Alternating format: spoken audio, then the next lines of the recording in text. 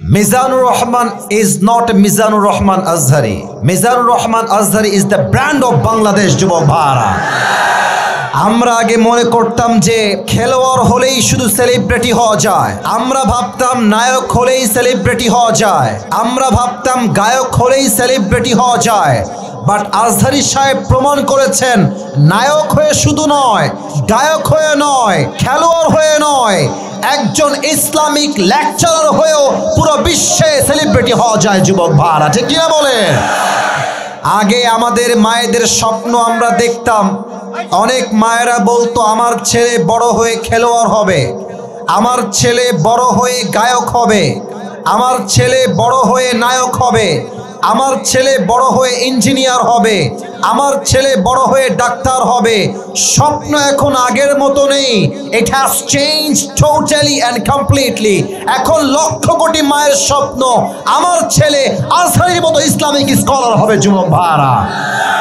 এবং খুব ভালো করে খেয়াল করে দেখবেন, মিজানুর রহমান আজহারিকে জামাতের ট্যাগ দিয়ে এই দেশ থেকে কিছু কুলাঙ্গাররা বিদায় করেছিল যুবক ভাইরা। আমাদের সকলের একজন সিনিয়র আলেম লুৎফর রহমান সাহেব, যিনি মারা গিয়েছেন, আল্লাহ ওনাকে জান্নাতের উঁচু মাকাম নসিব করে দিক, উনি বলেছিলেন আজহারি একদিন ফিরে আসবে, বিজয়ের বেশে ফিরবে, বীর বাহাদুরের বেশে ফিরে আসবে, ঠিক কিনা বলে? আজহারি সাহেব বলেছেন আজকের মাহফিলে ভারতদেরকে উদ্দেশ্য করে যে তোমরা নিজের চরকায় তেল দাও, আমাদের দেশ নিয়ে তোমাদেরকে ভাবতে হবে না। আর আমাদের দেশ নিয়ে ভারতরা একটা মিথ্যা নিউজ ছড়াচ্ছে যে আমরা নাকি সাম্প্রদায়িক দাঙ্গা লাগাচ্ছি, আমরা নাকি দেশটাকে অস্থিতিশীল করতে চাচ্ছি। আর আমি স্পষ্ট ভাষায় বলছি, পুরো বিশ্বে যত মিডিয়া মিথ্যা নিউজ প্রচার করে তার মাঝে ভারত হচ্ছে টপ লেভেলের, এক নম্বরে আছে রংপুরের ভাই। ভারতের যেই সাংবাদিকগুলো নিউজ প্রেজেন্ট করে এদেরকে দেখে আমার নিউজ প্রেজেন্টার মনে হয় না, বেশিরভাগকে দেখে মনে হয় হকাররা নিউজ প্রেজেন্ট করছে যুবক ভাই। আর একটা আছে দেখবা, বাংলাদেশ আর থাকবে না, এইটাকে আমার দেখলে মনে হয় যে এই বেটা গুলিস্তানে আন্ডারপ্যান্ট বিক্রি করলে বেশি মানাতো যুবক ভাই। আজহারি সাহেব স্পষ্ট ভাষায় বলেছেন বন্ধুত্ব দেখাইলে বন্ধুত্ব পাবা, যদি যে বন্ধুত্ব দেখানোর যোগ্যতা রাখে না সে ভালোবাসা পাওয়ার যোগ্যতা রাখে না, ঠিক কিনা বলে?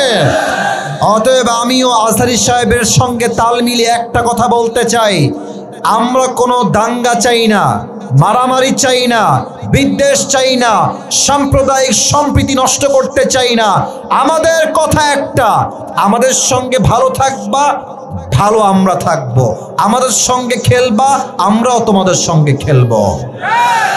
তবে মাথায় রেখো, এই খেলা কোনো সাধারণ খেলা নয়, এটার নাম হচ্ছে গজওয়ায়ে হিন্দ। আল্লাহর হাবিব বলেছেন হিন্দুস্তানের সঙ্গে মুসলমানদের একটা যুদ্ধ হবে, এটার নাম হবে গজওয়ায়ে হিন্দ। এই গজওয়ায়ে হিন্দে যেই যুবকরা, যেই মুসলমানরা মাথায় কাফনের কাপড় বেঁধে জীবন দেওয়ার জন্য, শহীদ হওয়ার জন্য নামবে, তারা সবাই আল্লাহর জান্নাতে প্রবেশ করবে, ঠিক কিনা বলে? অতএব আমি আমার শেষ কথা স্পষ্ট ভাষায় বলতে চাই, আজহারি সাহেব দেশে ফিরে এসেছেন। যারা আজহারি সাহেবকে দেশ থেকে তাড়িয়েছিলেন তারা কিন্তু এই দেশে এখন আর টিকে নাই। আজহারি সাহেব বলেছিলেন কারো মন্তব্য আমার গন্তব্য ঠেকাইতে পারবে না। আর আল্লামা দেলোয়ার হোসেন সাইদি হুজুর বলেছিলেন তোমরা থাকো সব গাছের আগায়, আমরা থাকি গাছের গোড়ায়। বাড়াবাড়ি বেশি কইরো না, জুলুমবাজি কইরো না, আলেমদেরকে ধরে জেলখানায় দিও না। 18 কোটি মানুষ গাছের গোড়া একটা ঝাঁকুনি দিবে, মামুর বাড়ি দিল্লি গিয়ে তোমরা পড়বা, দিল্লি গিয়ে পড়েছে। অতএব যারা এখন আবার নতুন করে প্ল্যান করছেন স্বৈরাচারকে বসাবার জন্য, এই রংপুরের জমিন থেকে আমি স্পষ্ট ভাষায় বলতে চাই, যদি আগামীতে আমার মাতৃভূমির প্রধানমন্ত্রীর চেয়ার কোন স্বৈরাচার দখল করতে চায়, কোন বেঈমান নাস্তিক আমার দেশে ক্ষমতা নিতে চায়, এই স্পষ্ট ভাষায় বলছি, আগামীতে জীবন দেওয়ার জন্য এই রংপুরের জমিন থেকে একটা শহীদ আবু সাঈদ নয়, হাজার হাজার শহীদ আবু সাঈদ মাথায় কাপড়ের কাপড় বেঁধে শহীদ হওয়ার জন্য রাস্তায় নামবে, বুকের তাজা রক্ত দিবে। কাকার প্রশ্ন হাত তুলে আল্লাহকে দেখা দাও।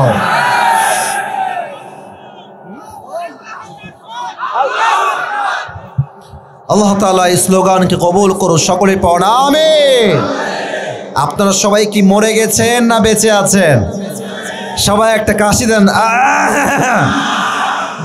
আমার এই মাহফিলে যারা এসেছেন বউ আছে কার কার একটু হাত তুলেন তো। বউ আছে কার কার?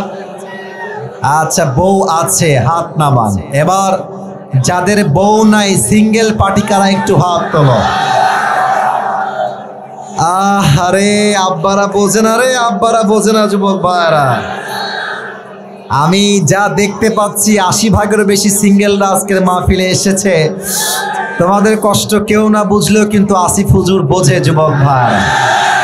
আমি আমার আব্বাজানদেরকে বলতে চাই, আব্বাজান নিজের পায়ে দ্বারা এই স্লোগান অনেক হয়ে গিয়েছে।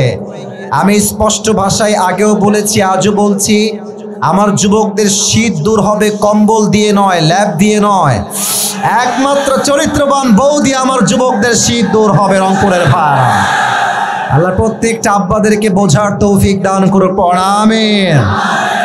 তবে আব্বাজানরা মাঝে মাঝে বুঝলেও মেয়েরা কিন্তু বুঝতে চায় না। অনেক মেয়ে বিয়ের সময় টাকা ছাড়া বিয়ে বসতে চায় না যুবক ভাই।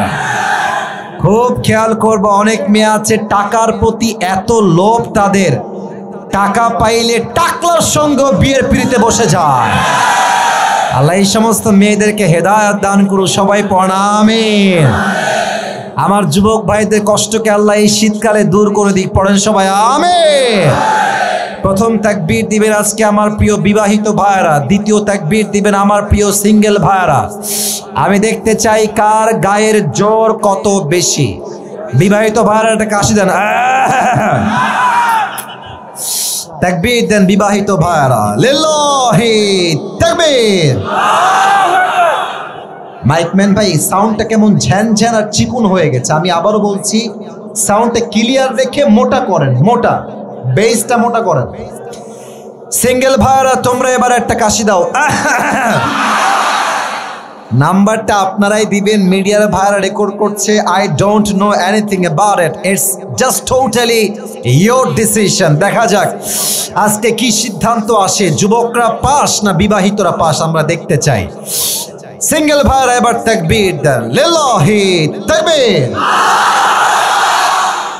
বিবাহিত ভাইরা আই এম সো সরি, আপনারা আমাকে মাফ করে দিবেন। আজকে আমার প্রিয় সিঙ্গেল ভাইয়েরা 80 নাম্বার বেশি পেয়ে পাস করেছে, ঠিক কিনা বলেন? এবার সবাই মিলে আমরা একটা তাকবীর দিব এমন জোরে যে তাকবীরের ঠেলায় আমি আসিফ হুজুর স্টেজ ভেঙে নিচে পড়ে যাব। সবাই মিলে একটা কাশি দেন। বাঘের মতো স্লোগান দিবেন, প্রমাণ করবেন যে আপনারা সবাই সিংহ পুরুষ, বিড়ালের বাচ্চা আপনারা কেউ নন। সবাই একটা কাশি দেন।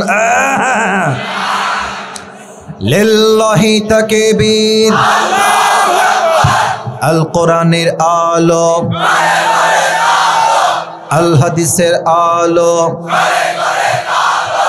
কথাটা আসলে ভুল হয়েছে, আমার প্রিয় ভাইরা বুঝে গেছে, they got the right answer. এখানে আসলে ঘরে ঘরে না, এখানে হবে সংসদে জালো। Let's try again together. আমরা আবার চেষ্টা করে দেখি পারা যায় কিনা। হাত তুলে। আল কোরআনের আলো, আল হাদিসের আলো, কোরআন হাদিস যেখানে, আলেম ওলামা যেখানে, রংপুরবাসী যেখানে, আল্লাহ তাআলা যেন কবুল করে নেয়। আমরা সকলেই দিল থেকে পড়ছি আমিন। আলোচনা খুব বেশি লম্বা রাত পর্যন্ত হবে না। আমি এখানে অংশগ্রহণ করেছি, বিশাল লম্বা শর্ত সমূহ দিয়ে আমি এখানে এসেছি। আমার কথা হচ্ছে, ওয়াজ লম্বা হওয়া জরুরি নয়, ওয়াজ বোঝাও জরুরি, পাশাপাশি ফজরের নামাজটা জামাতে পড়া আরো বেশি জরুরি। আপনি লম্বা সময় ওয়াজ শুনে গিয়ে ফজরের নামাজটা পড়বেন না, ওয়াল্লাহি এই ওয়াজ দিয়ে 1 পয়সা দাম আল্লাহর কাছে পাওয়া যাবে না। ঠিক কিনা বলেন? আর একটা কথা রংপুরকে নিয়ে না বলে পারছি না। আমি আসলে বাংলাদেশের প্রত্যেকটা জেলা বিভাগ সব জায়গায় আমি গেছি। এটা কোনো অহংকার না, জাস্ট বোঝাবার স্বার্থে বলছি।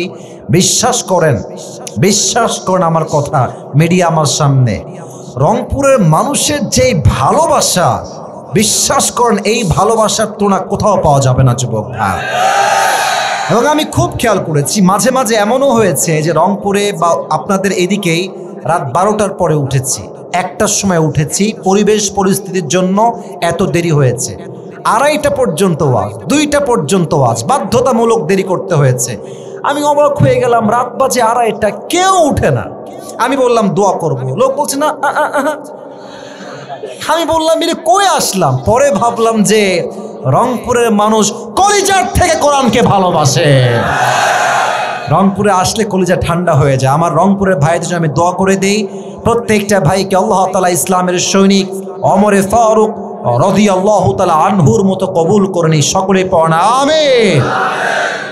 আমি তাফসিরে যাচ্ছি, আমি সবার কাছে একটা আবদার পায়ে হাত রেখে করতে চাই, বিনয়ের সাথে, with being very humble to you. আমি খুব বিনয়ের সঙ্গে বলছি, সেলফি নিয়ে মারামারি করবেন না, মোবাইল বের করবেন না। আমি যখন কথা বলছি, তাফসির করছি, আমাকে দেখা জরুরি নয়, আমি কি বলছি দ্যাট ইজ মোস্ট ইম্পর্ট্যান্ট। তো আমি চাই এই মাহফিলটা আজকেই নয়, বরং এইটা কালকে ফেসবুকে, ইউটিউবে আপলোড যাবে। আজকের রংপুরের মাহফিল পুরো বাংলাদেশে একটা ঐতিহাসিক মাহফিল হয়ে থেকে যাবে। ঠিক কিনা বলেন? এই পরিবেশটা আমি সবার থেকে চাই। সবাই একটা তাকবীর দেন শেষবার, লিল্লাহি তাকবীর। আজকে আমরা কোরআন থেকে তাফসীর করব যে পাড়ার থেকে আমার রংপুরের বদরগঞ্জের ভাইয়ারা। পাড়া নাম্বার হচ্ছে 4। বলেন সবাই, পাড়া নাম্বার কত? আমি শুনি নাই ভাই, আওয়াজ লাগবে বাঘের মতো। পাড়া নাম্বার কত? এটাই রংপুরের সাউন্ড। সূরাটার নাম হচ্ছে সূরাতু আলে ইমরান। বলেন সবাই, সূরাটার নাম কি? আলে ইমরান। যে আয়াত থেকে আমি তাফসীর পেশ করতে চাই, এই আয়াতটা হচ্ছে 102 নম্বর আয়াত। বলেন সবাই 100 কয় নম্বর আয়াত? 2 নম্বর আয়াত। এই আয়াতে আল্লাহ তাআলা মুসলমানদের জন্য 2টা মেসেজ দিয়েছেন, মোট 2টা মেসেজ। এই পেছনে আওয়াজ হবে না, পেছনে আওয়াজ হবে না। এই ভাই পেছনে আওয়াজ হবে না, একদম না। মজা না, মজার জায়গায় মজা, আদবের জায়গায় আদব। সবসময় মজা করলে ব্যক্তিত্ব নষ্ট হয়ে যায়। আমার কথা, তাফসীর এখন শুরু হচ্ছে। No fun, be serious, take it seriously please, মনোযোগ দেন। 100 কয় নাম্বার আয়াত? ভুলে গেছেন দেখছি। 100 কয় নাম্বার আয়াত? কয়টা মেসেজ আল্লাহ এখানে দিয়েছেন? 2টা। আগে বলে দেই ভূমিকার কথা। যে কোনো আয়াতের তাফসীর পেশ করতে 4টা বিষয়, that is very important to talk about. 4টা বিষয়ের কথা না বললে কোনো আয়াতের তাফসীর কখনো পরিপূর্ণরূপে সম্পূর্ণ হয় না। ফার্স্ট অফ অল যে বিষয়টাকে উল্লেখ করতে হয় সেটা হচ্ছে রাইট প্রোনাউন্সিয়েশন, রাইট রিসাইটেশন, সঠিক তেলাওয়াত। নাম্বার 2 হচ্ছে রাইট ট্রান্সলেশন, সঠিক তর্জমা। অ্যান্ড নাম্বার 3 হচ্ছে what's the explanation of this আয়া, এই আয়াতের ব্যাখ্যা কি আপনাকে জানতে হবে। And the fourth is what's the lesson, I repeat again, what's the lesson that you have got from this surah? 4 number হচ্ছে এই আয়াত থেকে আপনি শিক্ষা কি পেয়েছেন। এই 4টা বিষয় না জানলে একটা আয়াতের তাফসীর কখনো সম্পূর্ণ হতে পারে? কথা বলার সময় সম্পূর্ণ হতে পারে? আমি প্রথম থেকে শুরু করছি, একদম 1 নাম্বার থেকে। প্রথমটাই হচ্ছে তেলাওয়াত। আমি তেলাওয়াত করছি, ডানে আবারও বলছে, এই ডানের ভাইরা, এই ভাইরা আমার, পায়ে আপনাদের হাত। এর চেয়ে বিনয়ী হতে পারবো না, বারবার সাউন্ড চাই না। অনেক মিডিয়ার লোক আছে, রংপুরের বাটির বদনাম আমি সহ্য করতে পারবো না। মেহেরবানি করে চুপ থাকেন। আর যারা ধাক্কা দিচ্ছেন ডানে যান, কলিজার ভাই পায়ে আপনার হাত, এর চেয়ে আদব নাই আমার কাছে, একটু ডানে যান। মেহেরবানি করে আওয়াজ করবেন না, ঠান্ডা মাথা লাগবে তাফসীর করতে, ঠান্ডা মাথার প্রয়োজন। আমি তেলাওয়াত করছি, রংপুরের বদরগঞ্জের ভাইরা তেলাওয়াতটা দিল থেকে শুনবেন। আউযু বিল্লাহি মিনাশ শাইতানির রাজীম, বিসমিল্লাহির রহমানির রহিম। ইয়া আইয়ুহাল্লাযীনা আমানু তাকুল্লাহা হাক্কা তুকাতিহি ওয়া লা তামুতুন্না ইল্লা ওয়া আনতুম মুসলিমুন। আল্লাহু আকবার। এটা হচ্ছে রাইট ট্রান্সলেশন নয়, এটা হচ্ছে রাইট রিসাইটেশন, সঠিক তেলাওয়াত। এবার আসুন 2 নাম্বার তরজমা কি। আল্লাহ তাআলা বলছেন ইয়া আইয়ুহাল্লাযীনা আমানু তাকুল্লাহা হাক্কা তুকাতিহি O you who believed fear your Lord as he should be feared। হে ঈমানদারেরা, তোমরা রবকে ভয় করো, জাস্ট ভয় করলে হবে না, ভয় করার মতো ভয় করতে হবে। হাক্কা তুকাতিহি, fear your Lord as he should be feared, just ভয় করলেই চলে না, ভয় করার মতো ভয় করতে হবে। এই আদেশটা দিয়েছে এক রব, আওয়াজ দিয়ে বলেন সেই রবকে। Number 1 message for all the people, for all the believers in this world. Number 2 হচ্ছে ওয়ালা তামুতুন্না ইল্লা ওয়া আনতুম মুসলিমুন। বলেন তো আমরা সবাই হিন্দু না মুসলমান? আমি ওয়াজের শুরুতে আগেই বলেছি আমরা সবাই হিন্দু না মুসলমান? তো আমরা যদি মুসলমান হই, আল্লাহ তাআলা কি বলছেন? Do not die except as a Muslim. তোমাদেরকে যেহেতু একদিন মরতেই হবে, আমি আল্লাহর মেসেজ হলো প্রকৃতপক্ষের মুসলমান না হয়ে কবরে এসো না। তার মানে এই আয়াতের একটা ব্যাখ্যা, তাফসীর রংপুরের ভাড়া বলেন তো সবাই আছে না নাই? এবার আসুন আমরা ব্যাখ্যায় ঢুকে যাই। আচ্ছা, রংপুরে আপনাদের সবচেয়ে বেশি ফেমাস ব্যবসা, যেই ব্যবসা খুবই মানুষ করে, ব্যবসাটা কিসের ব্যবসা ভাই? তামাক। আচ্ছা, বিড়ি খাওয়ার ব্যবসা। আচ্ছা, আবার দিনাজপুরে লিচুর ব্যবসা আছে, তাই না? দিনাজপুরের লিচু কিন্তু খুবই ফেমাস, খুবই ফেমাস। আচ্ছা, যখনই মানুষ কোনো ব্যবসা করে, মানুষ আগে লাভ নিয়ে ভাবে যে এই ব্যবসা করলে আমার লাভটা কেমন হবে। যখন মানুষ বুঝে যায় যে ব্যবসার লাভ অনেক বেশি, যত লাভ মানুষ ব্যবসা করতে তত বেশি আগ্রহী হয়ে যায়, ঠিক কিনা বলেন? আচ্ছা, মনে করেন যে আমি আপনাকে বললাম 2টা ব্যবসা, একটা হচ্ছে দোকানদারি করবেন, মাসে হচ্ছে আপনার 1 লাখ টাকা লাভ হবে, আনুমানিক একটা লাভ। আমি আপনাকে আরেকটা ব্যবসা বললাম, যেই ব্যবসা হচ্ছে জমির ব্যবসা, জমি কিনবেন সেল করবেন, প্লট কিনবেন সেল করবেন, যার মাসিক বা বাৎসরিক আয় প্রায় 20 কোটির উপরে।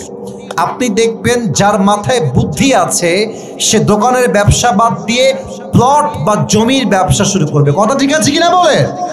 তার মানে মানুষ যখন লাভ জেনে যায়, মানুষ তখন আগ্রহী হয়ে যায় সেই ব্যবসা করতে। আল্লাহ তাআলা বলেছেন যে তোমরা তাকওয়াকে অর্জন করো। তাকওয়া অর্জন করলে লাভ কি হবে এটা আমি আগে বলতে চাই, এরপরে বলবো তাকওয়া কাকে বলে, এই গুণটা আপনি অর্জন করবেন কেমনে। আমি তাকওয়া অর্জন করলে মোট 3টা লাভ হয়, কোরআন থেকে বলতে চাই। আমার হাত দেখে বলেন বদরগঞ্জের ভাড়া, বলেন তো সবাই তাকওয়া অর্জন করলে লাভ হবে কয়টা? আওয়াজটা রংপুরের হয় না, সো সরি ফর দ্যাট। বলেন সবাই তাকওয়া অর্জন করলে লাভ হবে কয়টা? 1 নাম্বার লাভ, কুরআনুল কারীমে আল্লাহ তাআলা বলেছেন ওয়া মাইয়াত্তাকিল্লাহা ইয়াজআল লাহু মাখরাজা। যেই বান্দা আমি আল্লাহকে ভয় করবে, আমার সেই বান্দা যখন কোনো বিপদগ্রস্ত হবে, বিপদে পড়বে, কষ্টে পড়বে, আঘাত পাবে, যত বড় বিপদ হোক, আমি আল্লাহর ওয়াদা, আমি আল্লাহ তাকে বিপদ থেকে উদ্ধার করব, এটা আমি আল্লাহ নিজের দায়িত্বে নিয়ে নিলাম। সুবহানাল্লাহ পড়েন আপনারা। ওয়া মাইয়াত্তাকিল্লাহা ইয়াজআল লাহু মাখরাজা, whoever fear of his Lord, Allah will make a way out for them। যত বড়ই আঘাত হোক, যত বড়ই বিপদ হোক, এই তাকওয়ার জন্য বিপদ থেকে আপনাকে উদ্ধার করবে একজন। আওয়াজ দিয়ে বলেন সবাই, তিনি কে? 2 নাম্বার লাভ হলো ওয়ায়ারযুকুহু মিন হাইথু লা ইয়াহতাসিব। যেই বান্দা আল্লাহর ভয় করবে, আল্লাহ রাব্বুল আলামিন তাকে এমন এমন জায়গার থেকে রিজিক দিবে সে কখনো কল্পনাই করতে পারবে না। দেখবেন হুজুরদের বেতন কম। আমি আসিফ নিজে আপনারা হয়তো বা অনেকে এটা অন্যদিকে নেবেন, বাট আমি এটা শো অফের জন্য বলছি না। আমার রংপুরের ভাইরা, সামনে মিডিয়া ডান বাম করলেই ট্রল শুরু হয়ে যাবে। সো আমি খুব বুঝে শুনে কথা বলছি, মেপে মেপে বলছি। আমার বেতন ছিল মাত্র ৩,০০০ টাকা। বলেন সবাই, কয় হাজার টাকা? ৩,০০০ টাকা। আমি বলছি না আমি খুব মুত্তাকি, বাট এতটুকু বলতে পারি যে আল্লাহর ভয় আমার অন্তর একটু হলেও আছে। আমার বেতন ছিল ৩,০০০ টাকা। আমি বিশ্বাস করেন প্রিয় ভাইয়েরা, আমি যে বাইকে তেল ভরবো এই টাকাও আমার কাছে ছিল না। একটা পর্যায়ে কি হলো, আমি আমার আব্বাকে বললাম, আব্বা তোমার এই ভাঙড়ি গাড়ি তুমি তোমার কাছে রাখো, আমার দ্বারা এইটা আর চালানো সম্ভব না, আমার কাছে তেল ভরার টাকাই নাই, আমি আজ থেকে হেঁটে হেঁটে ক্লাস করব, হেঁটে হেঁটে বাসায় আসব, এটা আমার নিয়ত ওই সময়। ইভেন আর একটা কথা বলে ফেলি, আমার আব্বা একজন খতিব এবং আমার আব্বা একজন মাদ্রাসার প্রিন্সিপাল। বেতন অন অ্যান অ্যাভারেজ আমার বাবার ছিল সেই সময়ে সর্বমোট মাদ্রাসা এবং মসজিদ মিলিয়ে ১৫,০০০ টাকা। আমার বড় বোন আছে, আমার ছোট বোন আছে, আমি হলাম ভাই। এই হচ্ছে আমাদের ৩ সন্তানের এবং বাবা মায়ের এই ৫ জনের সংসার। একজন মানুষের ইনকাম হচ্ছে ১৫,০০০ টাকা, ফ্যামিলির মেম্বার হচ্ছে ৫ জন। ভাই আপনারাই কোন এই দেশে ১৫,০০০ টাকা দিয়ে ৫ জন মানুষের সংসার কি চলে? ছি ছি, এত আস্তে কথা বললে কারে ওয়াজ করি? ১৫,০০০ টাকা বেতনে কি সংসার চলে এই দেশে? বড্ড অভাব ছিল, সত্য কথা, বড্ড অভাব ছিল।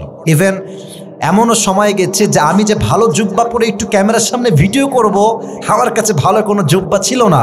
আমার বন্ধু, তার নাম হচ্ছে আবু হুরায়রা, তার জুব্বা আমি ধার নিয়ে নিয়ে পড়তাম। বিশ্বাস করেন, আমার কাছে সাইকেল কিনে চলতে হবে, আমার পরিস্থিতি হচ্ছে এইরকম। বাট আল্লাহ তাআলা জাস্ট ২ বছর ব্যবধানে আমাকে এতটা উপরে উঠাই দিয়েছেন যে আমি ২ বছর পরে আমার অ্যাবিলিটি এত বেশি হয়ে গেছে যে আমি আমার টাকা দিয়ে অর্ধ কোটি টাকার গাড়িও কিনতে পেরেছি। এটা শো অফ না, ওয়াল্লাহি শো অফ নয়। মূল বিষয় হচ্ছে দুইটা। এক, যদি আপনি আল্লাহর উপরে ঈমান রেখে তাকওয়া অর্জন করতে পারেন। ২, আপনি যদি আব্বা আম্মার দোয়া নিয়ে চলতে পারেন। কসম খোদার, ওয়াল্লাহি বিল্লাহি তাল্লাহি, ৩ কসম করে বলছি, আপনার সফলতা রুখে দেওয়ার সাধ্য কারো কাছে নাই যুবক ভাইরা, ঠিক কিনা বলে? আল্লাহ বলছে তুমি আমার তাকওয়া অর্জন করো, তোমার রিজিক আমি এমন জায়গার থেকে দিব তুমি কখনো কল্পনাই করতে পারবে না। পরে সবাই দিল থেকে সুবহানাল্লাহ। আপনারা সবাই আল্লামা মামুনুল হক সাহেবের নাম শুনেছেন না? এত আস্তে কেন? শুনছেন না নাম আপনারা সবাই? ভাই, এই দেশটা হচ্ছে সেই দেশ যেই দেশে আপনি যাকে নিয়ে যত ট্রল করবেন, যাকে আপনি যত নামাবার ট্রাই করবেন, দিন শেষে সে একটা টপ ব্র্যান্ড হয়ে যাবে, ঠিক কিনা বলেন?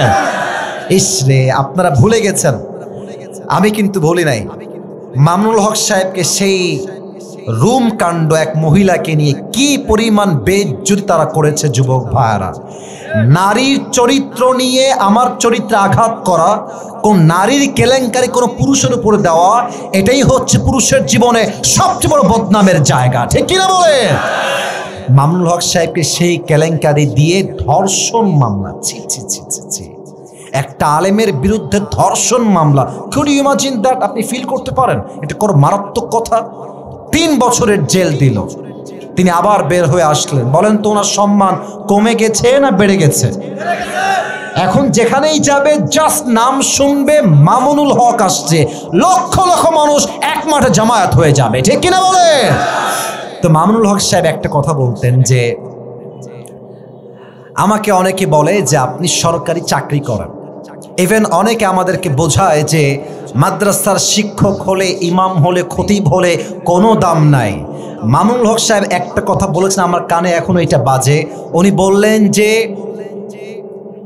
যেই সরকারি বেতনের টাকা পেয়ে আমাকে সুদখোরকে স্যালুট করতে হয়, ওই সরকারি চাকরিকে আমি গুল্লি মারি। কথা ঠিক আছে কিনা বলতে হবে যুবক ভাইরা আমার। আমি ভ্যান চালাই খাবো, আমি রিক্সা চালাই খাবো, আমি মুড়ি বেচে খাবো, বাট হারামের টাকা অর্জন করব না, কারো পায়ের গোলাম হয়ে আমি থাকতে পারবো না, ঠিক কিনা বলে? আমি মানছি হুজুরদের বেতন কম, আমি মানছি ৭,০০০ টাকা বেতন, ১০,০০০ টাকা বেতন, বাট যেহেতু হুজুরদের মাঝে তাকওয়া আছে, তাদের এই অল্প বেতনে বরকত দিয়েছে। এক সপ্তাহ আওয়াজ দিয়ে বলেন সবাই, তিনি কে? সর্বশেষ লাভ বলেই আমি তাকওয়ার ডেফিনেশন দিতে চাই। তাকওয়া আসলে কাকে বলে? 3 নাম্বার ব্যাখ্যা দেওয়ার আগে জানতে চাই, সবার থেকে উত্তর চাই, আমি নিজেও উত্তর দিব। একজন হ্যাঁ বসো বসো, নতুন আসছো, নতুন, খবরদার ঠ্যাং ভেঙে ফেলবো একেবারে জায়গাতে। এই মাহফিলে আসা যাবে, বসা যাবে, শোয়াও যাবে, উঠে যাওয়া যাবে না, ঠিক কিনা বলে?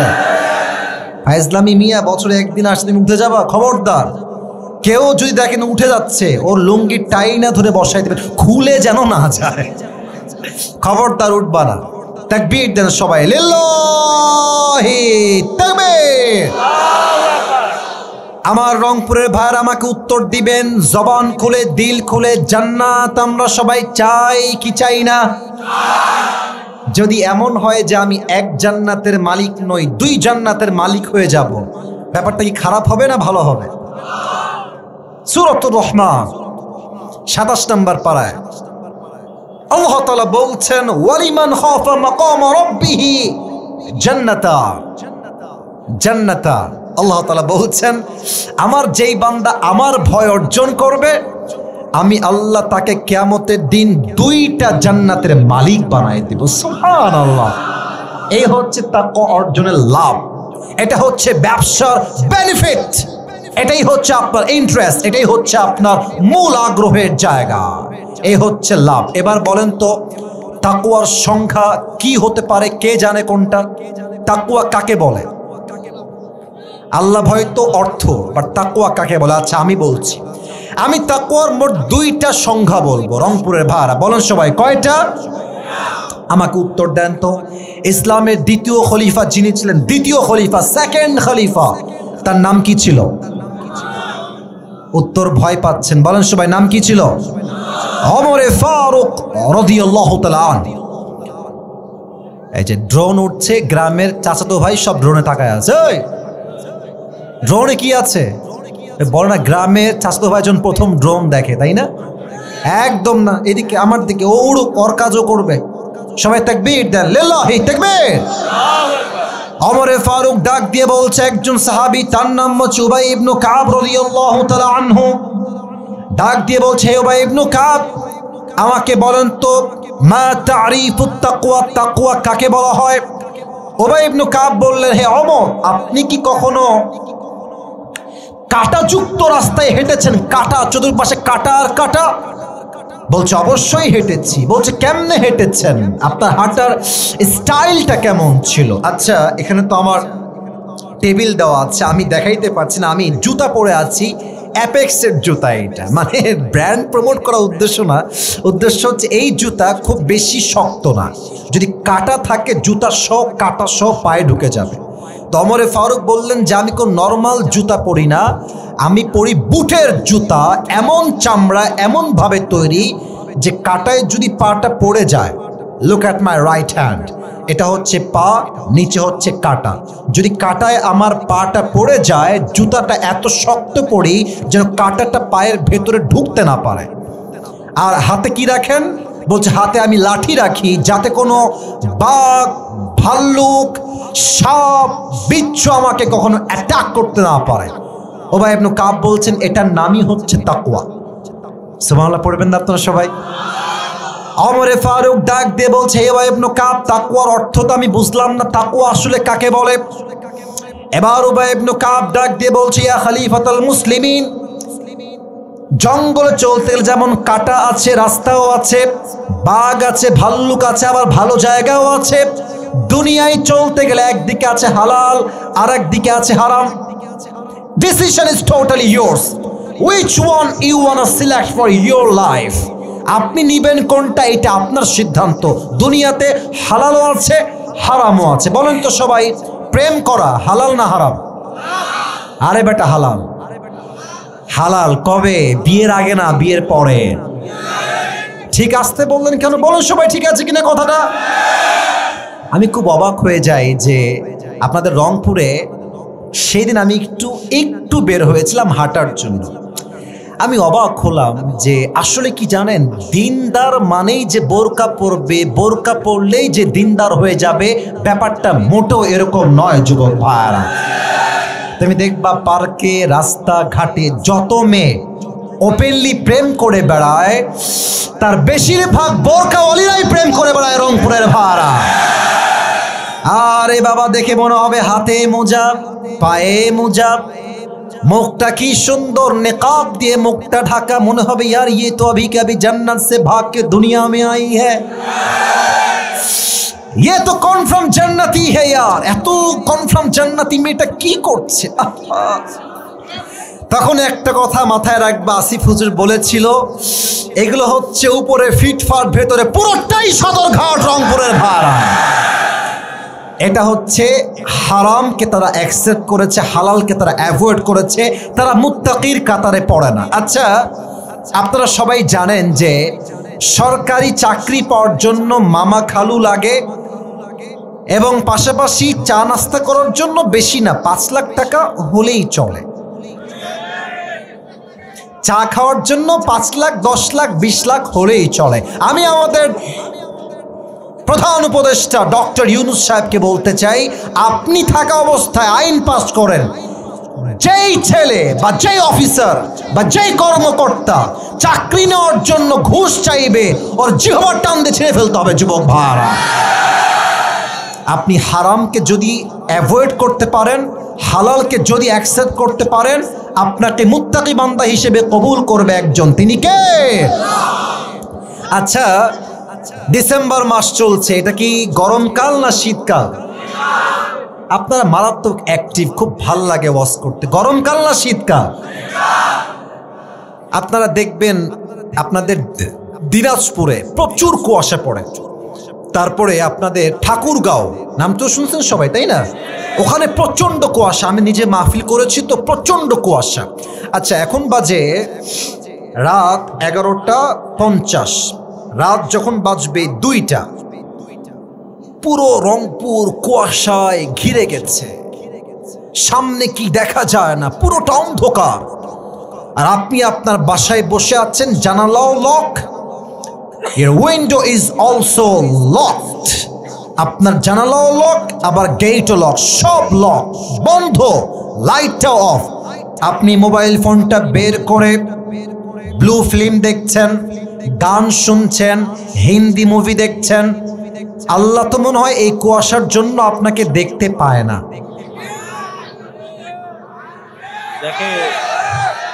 আল্লাহ অন্ধকার লাইটটাই দেখতে পায় না, আল্লাহ কুয়াশার জন্য দেখতে পায় না। পায় না কি পায় না? পায়। এটাই হচ্ছে তাকওয়া। কেউ দেখে না, কেউ শোনে না, দেখে একজন, শোনে একজন, তার নাম কি বলেন সবাই? কে? যাদের হৃদয়ে আছে আল্লাহর ভয়, তারা কভু পথ ভুলে যায় না। আল্লাহর প্রেম ছাড়া এই দুনিয়ায় কারো কাছে কোনো কিছু চায় না। ঠিক কিনা বলে? This is called fear of Lord. No one can see, no one can observe, but Allah is the only one who is observing myself in every single time. প্রতিটা মুহূর্তে আমাকে পর্যবেক্ষণ করছে আরশে আজিম থেকে আমাদের সত্তা। বলেন সবাই, তিনি কে? এবার একটা ঘটনা বলতে চাই তাকওয়াকে কেন্দ্র করে। ভাইজান সাউন্ডটা আর একটু বাড়ায় দেন, বেসটা সহ। আপনারা সবাই পাকিস্তানের একজন টপ ফেমাস স্কলার, তার নাম হচ্ছে মাওলানা তারিক জামিল, নাম শুনেছেন? অনেকে দেখেছেন ফেসবুকে, ইউটিউবে। আমি দেখেন ব্রাউন কালার ব্লেজার, নর্মাল একটা জুব্বা, টুপি আর এক কালার। উনি কিন্তু এত রং ঢঙের কালার পরেন না, উনি অলওয়েজ সাদা পায়জামা, সাদা পাঞ্জাবি, আর দেখবেন অলওয়েজ সাদা পাগড়ি, and nothing else, অলওয়েজ এমনিই থাকেন। আমি সেই দিন ইউটিউবে ঢুকলাম, সার্চ করলাম মাওলানা তারিক জামিল লেকচার অ্যাবাউট তাকওয়া, what is the definition of তাকওয়া। আমি সার্চ করলাম ইউটিউবে, তোমরাও সার্চ করতে পারো বাসায় গিয়ে। তো তার একটা বক্তব্য আসলো তাকওয়া কাকে বলে, তাকওয়াকে ঘিরে। আমি যে ঘটনা এখন বলবো আপনাদের কলিজায় গিয়ে ঘটনাটা আঘাত করবে, তবে এটা কোথাও উল্লেখ নেই কোরআন বা হাদিসে, এটা বর্তমান প্রেক্ষাপটের ঘটনা। তাকওয়া আসলে কাকে বলে? পাকিস্তানের একজন যুবক যে তাবলীগ করে, পাশাপাশি সে একজন হুজুর টাইপের ছেলে, দাড়িও আছে, টুপিও পরে, 5 ওয়াক্ত নামাজ কালাম ঠিকঠাক পড়ে, পেশায় সে একজন তাবলীগের দায়ী। তো সেই যুবকটা অসুস্থ হওয়ার জন্য একটা মেডিকেলে ভর্তি হয়েছে। মেডিকেলটা হচ্ছে খ্রিস্টানদের মিশনারি হসপিটাল। তো খ্রিস্টানদের যে হসপিটালগুলো হয়, এখানকার নার্স যারা থাকে তারা কেউ মুসলমান হয় না, তারা সবাই খ্রিস্টান হয়। রংপুরের ভাইয়ারা মুসলমান হয় না খ্রিস্টান হয়। তো সেই যুবকটা প্রায় 7 দিন যাবত মেডিকেলে ভর্তি আছে। যখন 10 দিন হয়ে গেছে, তার রিলিজ পেপার আসছে, তার ছুটি হয়ে যাবে। তো যেই নার্স রিলিজ পেপার নিয়ে আসছে, সে দেখতে খুবই সুন্দরী, দেখতে অসাধারণ, তার রূপ অসাধারণ। তারিক জামিল বললেন যে পাকিস্তানি সেই নার্স এসে যুবককে বলছে, मैं आपसे एक बात करना चाहती हूँ, अगर आपकी इजाजत मिले तो, যদি আপনি আমাকে অনুমতি দেন আমি একটা কথা আপনার সঙ্গে বলতে চাই। যুবকটা মাথা নিচু করে বললেন যে आप क्या कहना चाहती है बहन, आप बताइए, मैं सुनने के लिए तैयार हूँ। আপনি বলেন কি বলবেন। তো খ্রিস্টান মেয়েটা নট ইনডিরেক্টলি, একদম ডিরেক্টলি বলছে যুবকটাকে, সে কিন্তু খ্রিস্টান। আই রিপিট এগেন, মেয়ে কিন্তু খ্রিস্টান, এটা কিন্তু মুসলমান। মেয়েটা বলছে मेरी एक ही बात है, मैं आपसे शादी करना चाहती हूँ।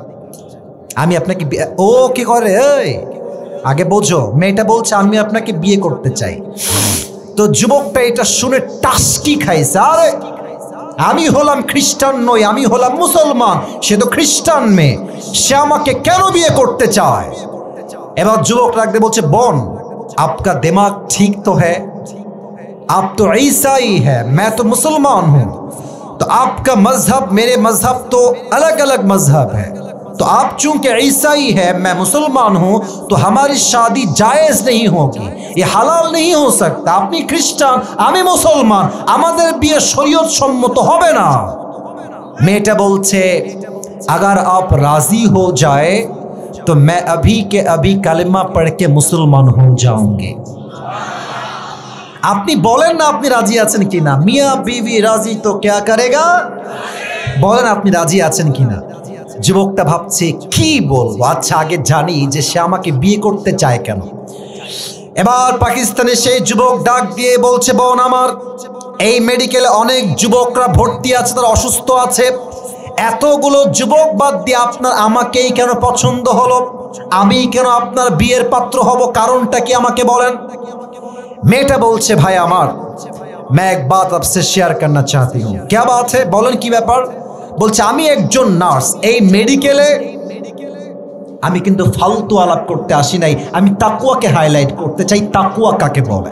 মেয়েটা বলছে এই মেডিকেলের সবচেয়ে সুন্দরী নার্স হচ্ছি আমি, সবাই জানে I am the most beautiful lady in this medical hospital, আমার মতো সুন্দরী কেউ এখানে নাই। তো আমি দেখেছি যখনই আমি রুমে ঢুকি, আশেপাশের সব পেশেন্ট, सब छेले আমার দিকে এক চোখে হা করে তাকায় থাকে, कौन आया है, कितनी खूबसूरत है, लेकिन मैंने तुम्हें देखा कि तुमने आज तक मेरी तरफ एक आंख उठा के भी नहीं देखा। সবাই আমার দিকে তাকায় কিন্তু তুমি আমার দিকে কখনো চোখ তুলে তাকাও না। তো আমি ভাবলাম হয়তো আজকে দেখে নাই কালকে দেখবে, কাল দেখে নাই পরশু দেখবে। আমি 10 দিন ট্রায়াল দিলাম, তুমি একদিনও আমার দিকে চোখ তুলে তাকাও না। তো আমি বিষয়টা প্রথমে বুঝি নাই, পরে আমি আমার একজন কলিগকে বললাম যে এই যুবকটা কোনো মেয়ের দিকে তাকায় না কেন, আমার দিকে তাকায় না কেন। আমার কলিগ আমাকে বলল সে একজন মুসলমান যুবক এবং সে জানে যে আমার মনের শান্তির জন্য কোনো বেগানা মেয়েকে যদি আমি দেখি চোখের শান্তির জন্য, আমার আমল নামায় জিনার গুনাহ লিখে দিবে একজন, তিনি কে। আর যদি আমি গোপনেও দেখি, কোনো মতে চোখ বন্ধ করে হালকা করে দেখলাম, আমাকে কেউ না দেখলেও দেখছে একজন, আওয়াজ দিয়ে বলেন সবাই, তিনি কে। যুবকটা বুঝে গেছে আমাকে বিয়ের মূল উদ্দেশ্য হচ্ছে তাকওয়া। तो युवक बोलते ठीक है, अगर आप मुसलमान होना चाहती है तो मैं भी आपसे शादी करने के लिए तैयार हूँ। तारिक जमील बोलें परवर्ती समय आलेम आसलें, मेटा कालेमा पड़े मुसलमान हलो, ओई युवकटाके बिये करे फेललो। सुबहानाल्लाह पड़बेन ना तो सबाई, एटाई इस्लाम। এটাই ইসলাম। ইসলাম এতটা সৌন্দর্য, এতটা ইসলাম সুন্দর, ইসলামকে যে রিপ্রেজেন্ট করতে পারবে তার হাতে হাজার হাজার বিধর্মী কালেমা পড়ে মুসলমান হয়ে যাবে, ঠিক কিনা বলে? তার প্রমাণ হচ্ছে ডক্টর জাকির নায়েক, তার প্রমাণ হচ্ছে মুফতি ব্যাংক, তার প্রমাণ হচ্ছে ওস্তাদ নোমান আলী খান, তার প্রমাণ হচ্ছে ডক্টর মিজানুর রহমান আজহারি, তার প্রমাণ হচ্ছে শহীদ আল্লামা দেলোয়ার হোসেন সাইদি হুজুর, ঠিক কিনা বলে? ইসলাম হচ্ছে পৃথিবীর সবচেয়ে সুন্দর ধর্ম। ভাই 12টা বেজে গেছে, আর কিছুক্ষণ ওয়াজ না, শেষ করতে হবে, 1 ঘন্টা হয়ে গেছে তো। ওয়াজ কি চলবে না শেষ হবে ভাই? শুনি নাই, চলবে না শেষ হবে? আচ্ছা, একটা গ্যাপ চাই, ব্রেক চাই। ব্রেকটা চাই এই জন্য যে 12টার পরে কিছুক্ষণ ওয়াচ করে আমি শেষ করব, দোয়া করবো, তবে একটা ব্রেক চাই। ব্রেকটা হচ্ছে আমি কিছু বলবো না, একজন যুবককে চাই যার বউ নাই, সিঙ্গেল, দাঁড়িয়ে একবার তাকবীর দিবা কেমনে তাও শিখাই দিচ্ছি। লিল্লাহি তাকবীর বলবা, সিঙ্গেল কে একটু দাঁড়িয়ে তাকবীর দাও। হ্যাঁ দাও, তুই বউ জীবনও পাবি না, বস। হ্যাঁ তাকবীর দাও। এই যে এখানে ডান দিকে, হ্যাঁ তুমি দাও, তুমি দাও। আল্লাহ